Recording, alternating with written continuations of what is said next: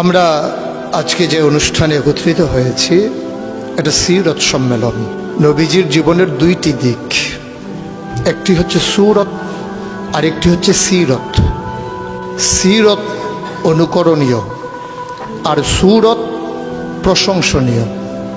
এ সুরত ধারণ করার ক্ষমতা কোনো মানুষের নেই।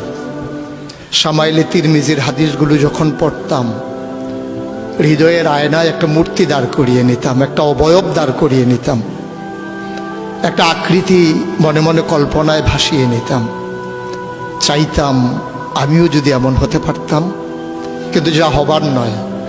তিনি ছিলেন মধ্যম আকৃতির সুঠাম দেহের অধিকারী একটি মানুষ। তার চুলগুলো ছিল ঘাড় পর্যন্ত প্রলম্বিত, হালকা হালকা কোকড়ানো। তিনি যখন চুলের ভিতরে তৈল দিয়ে আছড়াতেন, মনে হতো মৃদুমন্দ ঢেউ দেখা যায়। তার কপাল ছিল চওড়া, ভ্রুগুলো ছিল জোড়া ভ্রু, ধনুকের মতো বাঁকা। চোখের পাতাগুলো ছিল ফুটন্ত গোলাপের গোলাপি রঙের এক একটি পাপড়ির মতো। তিনি কখনো বা যখন চোখের পলক ফেলতেন, মনে হতো মৃদুমন্দ বাতাসে গোলাপ পাপড়ি যেন দোল খাচ্ছে। তার চোখের সাদা অংশ ছিল রক্তিমাভ সাদা, কালো অংশ ছিল কৃষ্ণ কালো।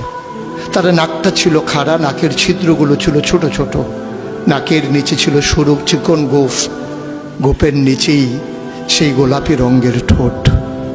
তার ঠোঁটগুলো যখন কখনো বা মুচকে হাসত, গোটা পৃথিবীর মানুষ অবাক বিস্ময়ে দেখত গোটা পৃথিবীতে যেন বিজলি চমকিয়েছে।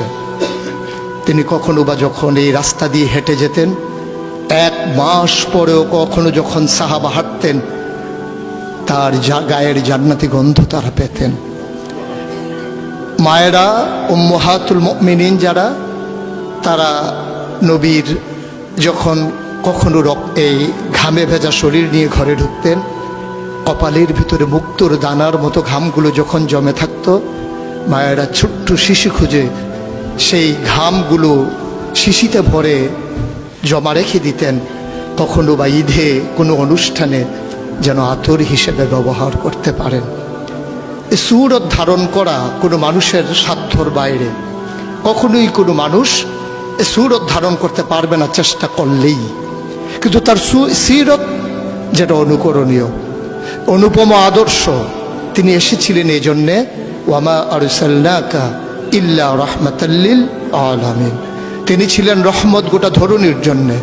যেমন করে আল্লাহ বলেছেন, ফাবিমা রাহমাতিন মিনাল্লাহি লিনতা লাহুম ওয়ালাউ কুনতা ফাজ্জান গালিজাল কলব লানফাদ্দু মিন হাওলিক ফাআফু আনহুম ওয়াস্তাগফির লাহুম ওয়াশাওিরহুম ফিল আমর ফাইজা আযামতা ফাতাওয়াক্কাল আলাল্লাহ ইন্নাল্লাহা ইউহিব্বুল মুতাওয়াক্কিলিন।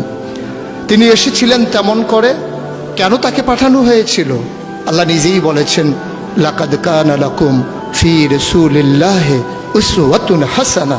তিনি ছিলেন মডেল, তিনি ছিলেন আইডল, তিনি ছিলেন আইকন, তিনি ছিলেন অনুপম আদর্শ, তিনি ছিলেন উসওয়াতুন হাসানা। তিনি গোটা মানব জাতির জন্যে সকাল থেকে সন্ধ্যা, রান্নাঘর থেকে সংসদ ভবন, তার জীবনের ব্যক্তি জীবন, পারিবারিক জীবন, সমাজ জীবন, রাষ্ট্রীয় জীবন, অর্থনৈতিক জীবন, ইন্টারন্যাশনাল রিলেশন, সকল ক্ষেত্রে তিনি ছিলেন আদর্শ, তিনি ছিলেন মডেল, তিনি ছিলেন আইকন।